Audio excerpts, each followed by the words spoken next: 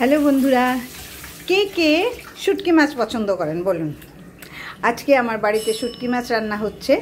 যদিও আমরা বরিশালের যারা তারা শুটকি খাই না, কিন্তু আমার এক বৌদি আমাকে একবার শুটকি মাছ রান্না করে খাইয়েছিল, এত টেস্টি ছিল। তারপর থেকে আমি রান্না করি।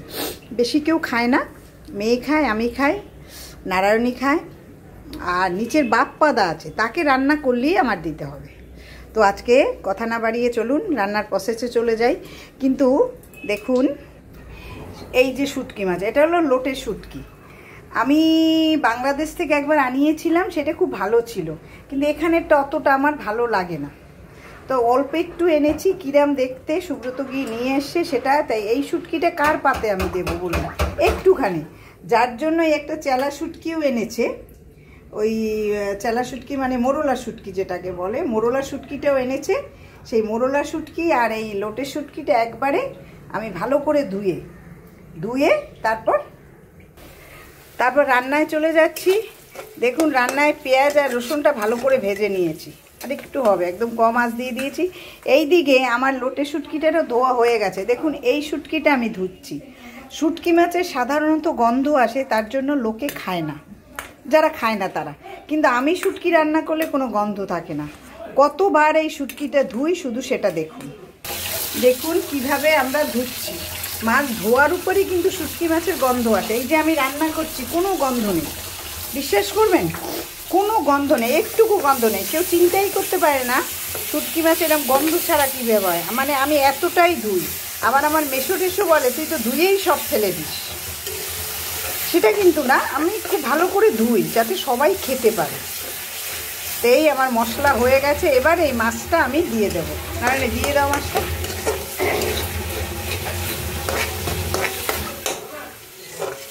দিয়ে দাও।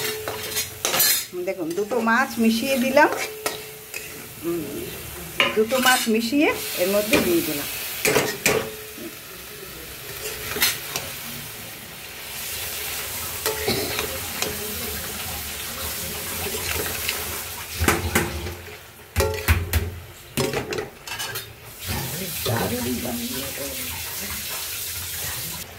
এই যে হচ্ছে, এটা এখন হবে।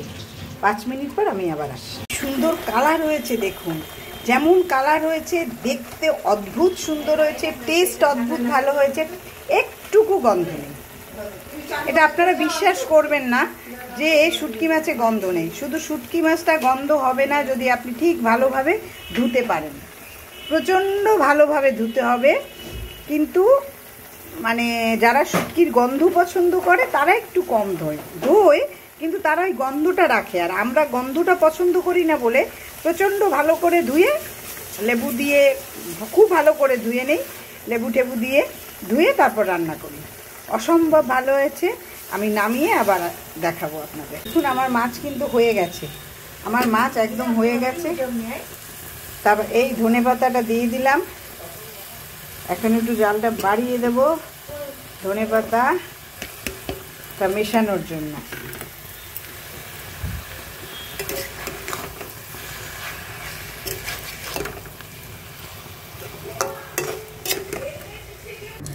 এই দেখুন, এইটা শুটকি মাছ হয়ে গেছে আমার। এইটা হলো ঝাল ছাড়া।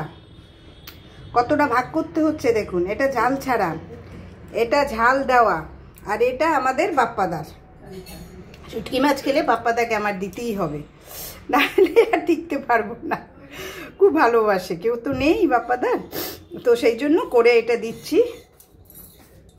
তাহলে 3টে ভাগ হয়েছে। কেমন লাগলো আপনাদের বলবেন, আপনারা বলবেন। এই যে, হ্যাঁ, কেমন লাগলো আপনারা বলবেন। যারা খান তারা এইভাবে রান্না করে খেলে খুব ভালো লাগবে। নমস্কার।